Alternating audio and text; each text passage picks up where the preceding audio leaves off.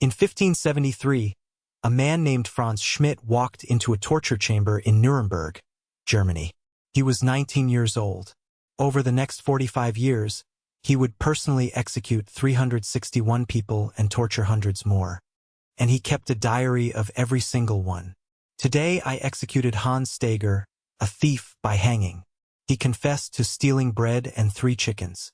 His last words were, "God forgive me. I received 2 florins." Entry after entry, name after name, crime after crime, payment after payment. For 45 years, Franz Schmidt documented the brutal reality of being a medieval executioner, a job that paid more than a doctor, a lawyer, even some minor nobles. But here's what Franz never wrote about: the fact that his own children couldn't find anyone willing to marry them, the fact that he couldn't enter a church through the front door, the fact that he was legally forbidden from touching anyone outside of executions. Welcome to Ash and Crown History, where we explore the brutal truths that textbooks ignore. Today, we're diving into one of medieval society's strangest paradoxes. The executioner was one of the highest-paid professionals in medieval Europe, and simultaneously one of the most despised. If you're ready to discover why people would literally kill to get this job, and why they'd spend their entire lives trying to escape it, hit that subscribe button right now. Because the story of the medieval executioner reveals something dark about human nature that's just as relevant today. Franz Schmidt's diary sits in a German archive right now. You can read it. You can see his handwriting. You can count the bodies. And by the end of this video, you'll understand why this lucrative profession was also a living nightmare. Let's start with the money, because that's what everyone wants to know. Just how wealthy were medieval executioners? The answer is going to shock you. In 1500s Nuremberg, Franz Schmidt earned approximately 40 florins per year as a base salary. That doesn't sound like much until you realize that a skilled carpenter earned about 30 florins per year. A baker earned 25. Even a schoolteacher only made around 35. But here's where it gets interesting. That base salary was just the beginning. Every execution came with a fee. A beheading? 5 florins. A hanging? 3 florins. Breaking someone on the wheel? 8 florins because it took longer and required more skill.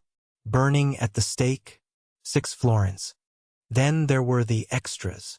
Torture sessions paid separately. If you were hired to extract a confession before trial, that was another fee. If you had to transport the prisoner? Another fee. If you had to dispose of the body in a specific way, you guessed it, another fee. And here's the part that's going to make you uncomfortable. Executioners could keep the clothes and possessions of the executed. In an era when a good wool coat could cost a month's wages, this was significant income. Let me give you a real example from the records. In 1580, the executioner of Augsburg, Germany, a man named Meister Hans, executed a wealthy merchant convicted of fraud. The execution fee was the standard 5 florins for beheading. But Meister Hans also got to keep the merchant's velvet doublet, leather boots, silver belt buckle, and the rope that bound him. The total value? Approximately 15 florins. Triple the execution fee.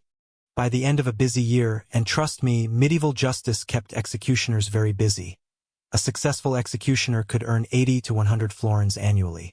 That's more than most guild masters, more than many priests, and in some cases, comparable to a minor government official. In modern terms, we're talking about the equivalent of 80,000 to 120,000 per year, in an era when most people lived on subsistence wages. So why would anyone turn down this kind of money? Why wasn't there a line of applicants stretching around the block? Because every florin came with a price that couldn't be measured in currency. If you're starting to see why the executioner's profession was so complicated, you're beginning to understand medieval society.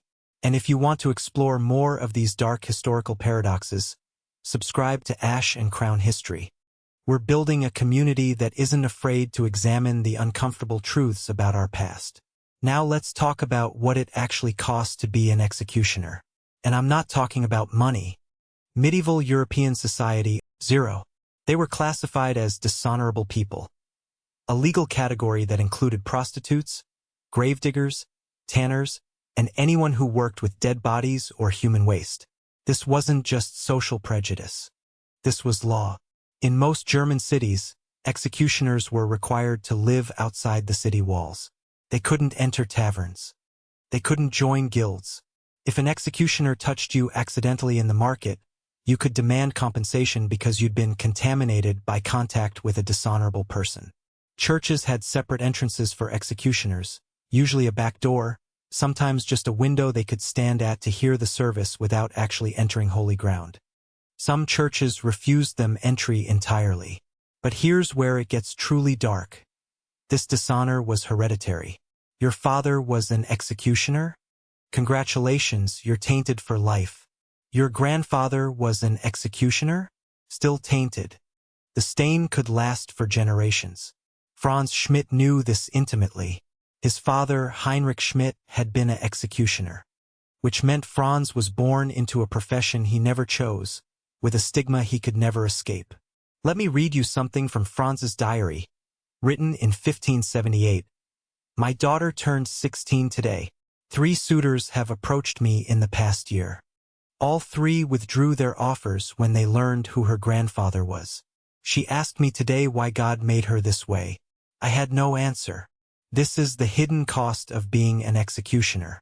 You could be wealthy, genuinely wealthy by medieval. Your neighbors would avoid you. Shopkeepers would serve you last, if at all. You lived in a comfortable house filled with fine things you'd collected from the executed. But it was a house on the edge of town, separated from the community by law and by fear. And there was another cost, one that's harder to quantify but appears again and again in the historical records. The psychological toll. Franz Schmidt's diary entries start to change around year 15 of his career. The early entries are clinical, almost businesslike. Executed. Received payment. Done. But later entries show something different.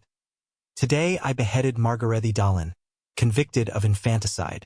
She maintained her innocence to the end. I struck true on the first blow. She felt nothing. I pray I was right to trust the court's judgment. I pray I was right. That's not the writing of a man comfortable with his work. That's a man questioning, doubting, struggling with what he's been forced to become. And Franz was considered one of the most skilled, most professional executioners of his era. If he struggled, imagine how the less skilled ones coped. Let me tell you about an execution that went wrong. Because understanding what executioners feared most reveals the true psychological horror of their profession. In 1598, the executioner of Cologne, his name was Peter, was tasked with beheading a nobleman convicted of murder.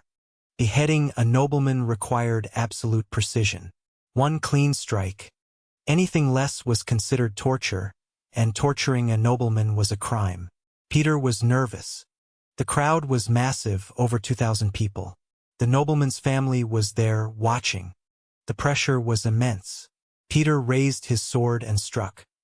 He missed the neck and hit the shoulder. The nobleman screamed. The crowd roared in anger. Peter struck again. Missed again. Hit the back of the head. 3 more strikes before the man finally died. By the end, Peter was covered in blood. The crowd was rioting, and the nobleman's family was demanding Peter's own execution for torture. Peter was arrested. He spent 6 months in prison. He was eventually released but was fired from his position. No other city would hire him. The last record we have of Peter is from 1602. He was working as a gravedigger, one of the few jobs more dishonorable than executioner. This was every executioner's nightmare. One mistake, one moment of hesitation, one trembling hand, and your career was over, possibly your life. And remember, you were performing these executions in front of hundreds or thousands of people. Every single one of them watching, judging, waiting for you to fail.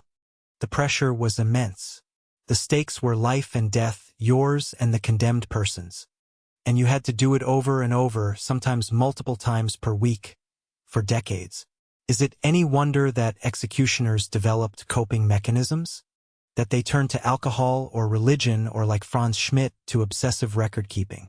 Now let's talk about how someone actually became an executioner. Because this is where the story gets even darker. You couldn't just apply for the job. Executioner positions were hereditary, passed from father to son, generation after generation. If your father was an executioner, you were expected to follow in his footsteps. You didn't have a choice. Medieval society wouldn't let you become anything else. Remember, you were born dishonorable. No guild would accept you. No craftsman would take you as an apprentice. No merchant would hire you. You couldn't become a soldier. Armies didn't want dishonorable men. You couldn't enter the priesthood. Your options were become an executioner like your father, or live in poverty working the few jobs. Franz Schmidt's story is actually unusual because he tried desperately to escape the profession. His father, Heinrich, had been forced into executioner work after Heinrich spent his entire life trying to restore his family's honor and free his son from the curse of the profession. Franz inherited this obsession. Even while working as Nuremberg's executioner, he was petitioning the emperor, writing letters to nobles, offering bribes, anything to get his family declared honorable again. He failed. Every petition was denied. Every appeal rejected. And here's the truly heartbreaking part. Franz was an exemplary executioner. Precise. Professional. He studied anatomy to improve his technique. He kept meticulous records to prove his skill. He even offered medical services on the side, using his knowledge of human anatomy to become a respected healer. People would come to Meister Franz for medical advice. They'd let him set their broken bones, treat their illnesses, deliver their children. But they still wouldn't sit at the same table with him. They still wouldn't let their children play with his grandchildren. You could be the best executioner in Germany, which Franz was, and still die in dishonor. But Franz's diary reveals something fascinating.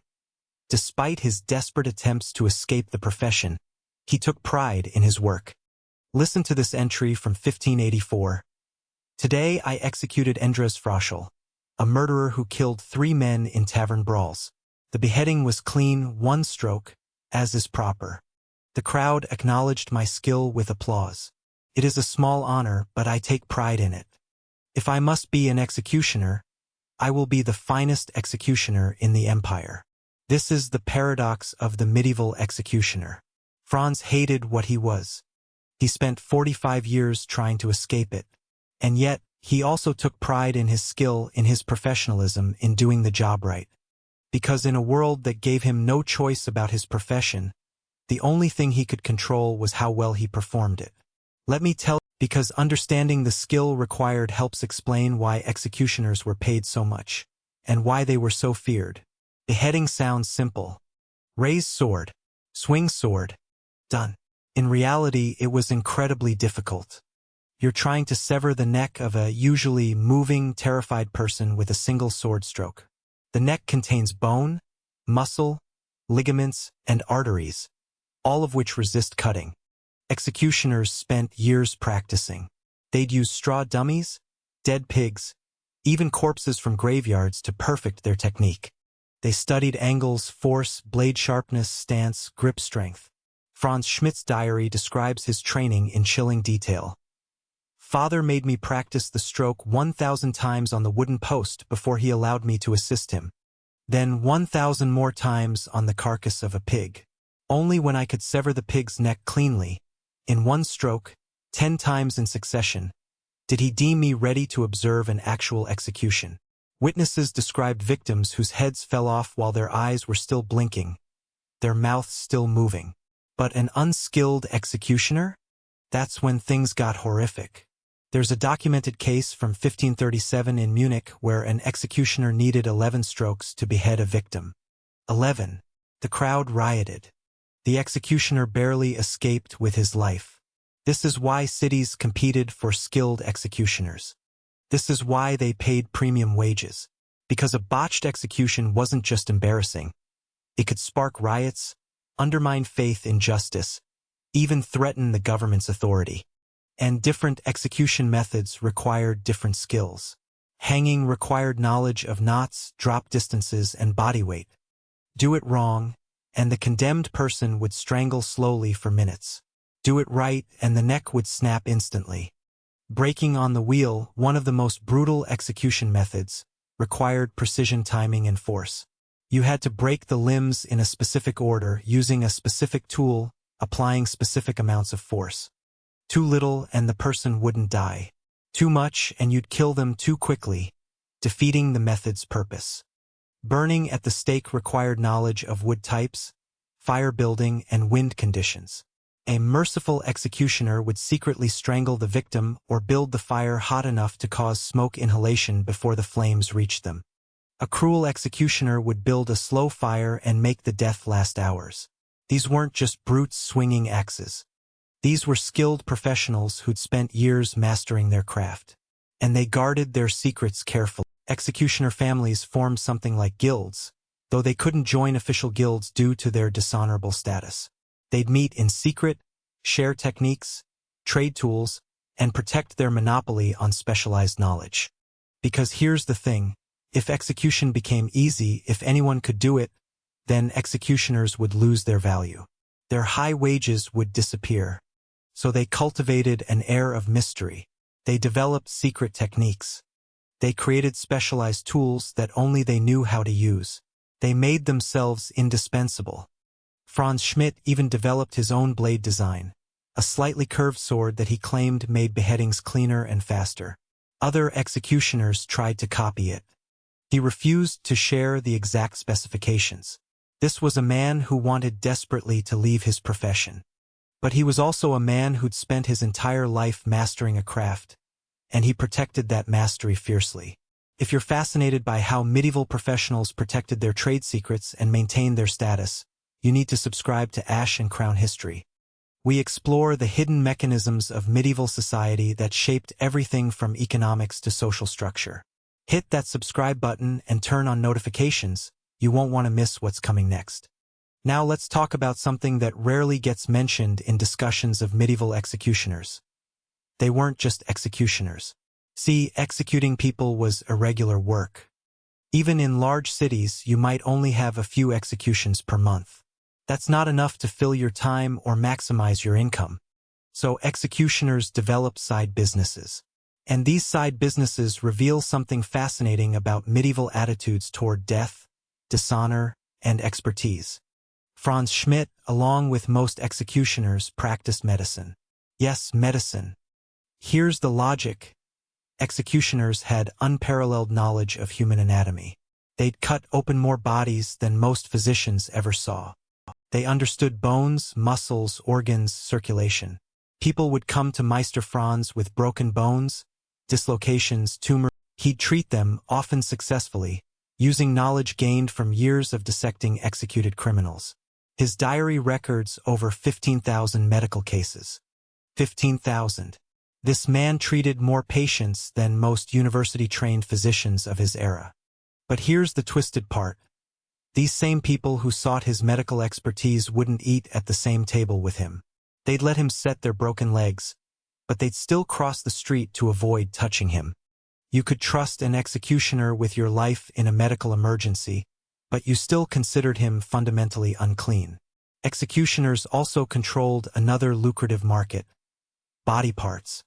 Medieval people believed that executed criminals' bodies had magical properties. The hand of a hanged man was thought to cure diseases. Fat from an executed person could supposedly make potions more powerful. Blood from someone beheaded was believed to cure epilepsy. This was called corpse medicine, and it was wildly popular among all classes of medieval society. Executioners sold these body parts for significant profit. They'd auction off the rope used in hangings, believed to bring good luck. They'd sell fingers, teeth, pieces of skull. The blood from a beheading could be sold fresh at a premium. Franz Schmidt mentions this trade only obliquely in his diary. He clearly found it distasteful. But we know from other records that Nuremberg's executioner earned significant income from this side business. Think about that for a moment. You're so dishonorable that you can't enter a church through the front door.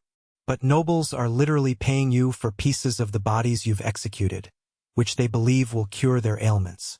The contradiction is staggering. There's one more side business worth mentioning: torture. Medieval justice systems relied heavily on confession. And confession was often obtained through torture. The executioner was usually the one who administered it. This wasn't execution, this was a separate job with separate payment. And it was regular work. Courts were constantly ordering torture sessions to extract confessions. Franz Schmidt's diary records 345 judicial torture sessions over his career.